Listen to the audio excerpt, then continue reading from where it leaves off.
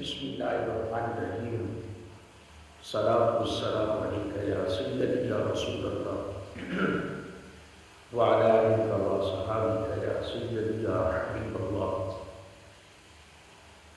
حضرات گرامی کے اندر نماز کی درستگی اور نماز کا صحیح طریقہ حدیث کی روشنی میں آپ کے سامنے پیش کرنے کی شہادت حاصل کی جاتی ہے۔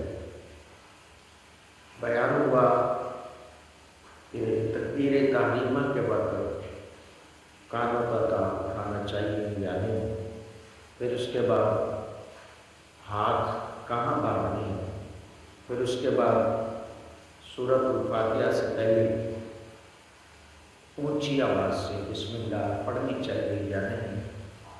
آج جو میں آپ کے سامنے ٹاپک شیئر کر رہا ہوں وہ ہے امام کے پیچھے مقتدی قرات کر سکتا ہے کہ امام کے پیچھے مقتدی کچھ پڑھ سکتا ہے کہ نہیں، سورۃ الفاتحہ پڑھ سکتا ہے کہ نہیں۔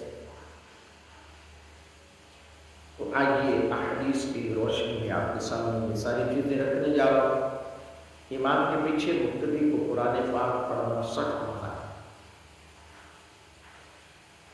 اس ممانت پر قرآن اور احادیث شریفہ کے اقوال اور صحابہ کرام کے اقوال آپ کے سامنے پیش کرنے جا رہا ہوں، ضرور سنیے گا۔ امام کے پیچھے مقتدی کو قرآن کی تلاوت کرنا منع ہے۔ اللہ رب العالمین ارشاد فرماتا ہے وَإِذَا قُرِئَ الْقُرْآنُ فَاسْتَمِعُوا لَهُ وَأَنصِتُوا لَعَلَّكُمْ تُرْحَمُونَ۔ جب تمہارے سامنے قرآن پاک پڑھا جائے تو اسے کان لگا کر سنو اور خاموش رہو تاکہ رحم کیے جاؤ۔ مسلم شریف کے اندر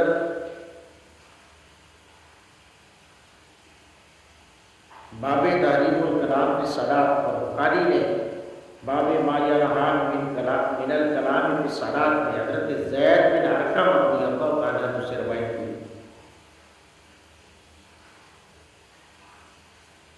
وہ کہتے ہیں کہ ہم لوگ نماز میں باتیں کر لیا کرتے تھے، ہر ایک اپنے ساتھی سے نماز کی حالت میں گفتگو کر لیتا تھا، یہاں تک کہ یہ آیت اتری وَقُومُوا لِلَّهِ قَانِتِينَ، اور کھڑے ہو کر اللہ کے لیے کام کرتے ہوئے خاموش ہو۔ بس ہم کو حکم دیا گیا خاموش رہنے کا اور کلام سے منع فرما دیا گیا۔ پھر نماز میں کلام تو منع ہو گیا مگر تلاوت قرآن مقتدی کرتے رہے۔ جب یہ آیت مقدسہ اتری تو مقتدی کو تلاوت کرنا بھی ممنوع ہو گئی۔ وَإِذَا قُرِئَ الْقُرْآنُ فَاسْتَمِعُوا لَهُ وَانصِتُوا لَعَلَّكُمْ تُرْحَمُونَ۔ چنانچہ تفسیر مدارک شریف میں اسی آیت کی تفسیر میں وَجُمْهُورُ الصَّحَابَةِ عَلَىٰ أَنَّهُ فِي الْاجْتِمَاعِ مَوْتٌ،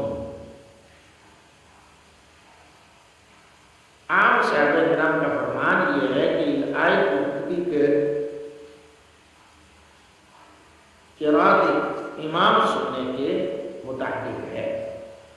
تفسیر خازن میں اسی آیت کی تفسیر میں یہ روایت نقل فرمائی گئی کہ حضرت عبداللہ بن مسعود رضی اللہ عنہ نے بعض لوگوں کو امام کے پیچھے قرآن پاک پڑھتے سنا۔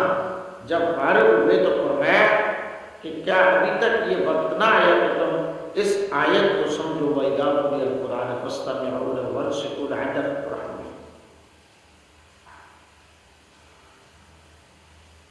مسلم شریف باب سبیل التلاوہ میں عطاء بن یسار سے روایت ہے، انہوں نے حضرت زید بن ثابت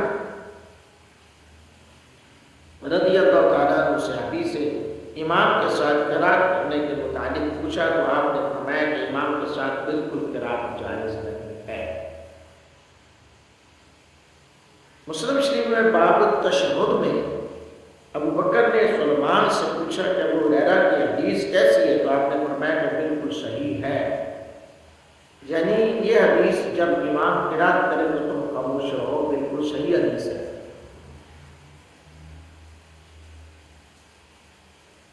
ترمذی میں حضرت جابر رضی اللہ تعالیٰ عنہ سے روایت کی جو کوئی نماز پڑھے اس میں سورۃ فاتحہ نہ پڑھے اس نے نماز ہی نہ پڑھے، مگر یہ کہ امام کے پیچھے ہو یعنی تب نہ پڑھے، یہ حدیث پاک صحیح حسن ہے۔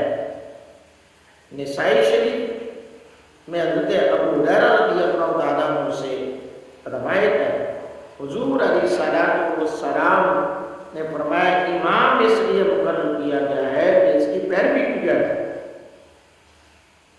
تو جب وہ تکبیر کہے تو تم بھی تکبیر کو، جب وہ قرات کرے تو تم خاموش رہو۔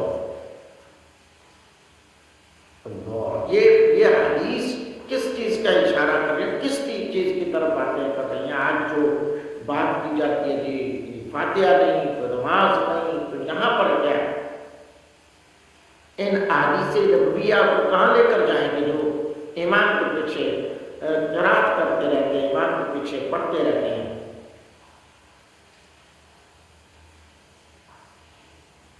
حضرت علی رضی اللہ تعالیٰ عنہ سے روایت ہے کہ ایک شخص نے حضور علیہ السلام سے پوچھا کہ یا رسول اللہ میں امام کے پیچھے تلاوت کروں یا خاموش ہوں؟ فرمایا خاموش ہو، امام تیرے لیے کافی ہے۔ دارقطنی حضرت شعبی سے روایت کرتے ہیں حضور نے فرمایا کہ امام کے پیچھے تلاوت جائز ہے۔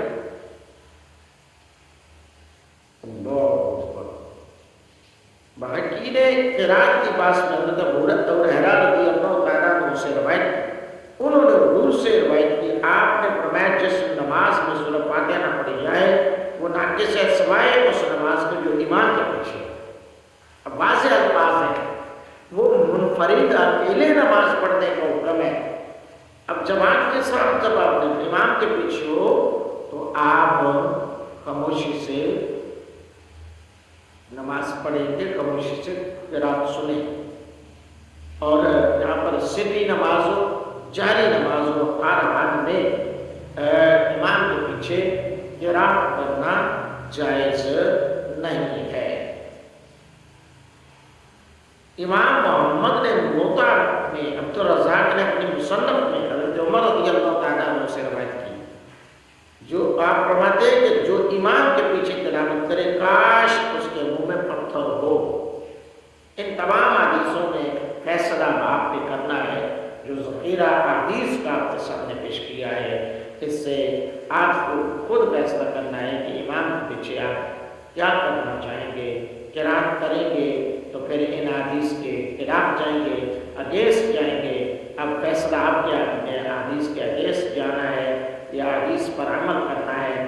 عمل کریں گے تو پھر امام کے پیچھے قرات کرنا جائز نہیں ہے۔ ویڈیو کو لائک شیئر کرنا مت بھولیں، فالو کرنا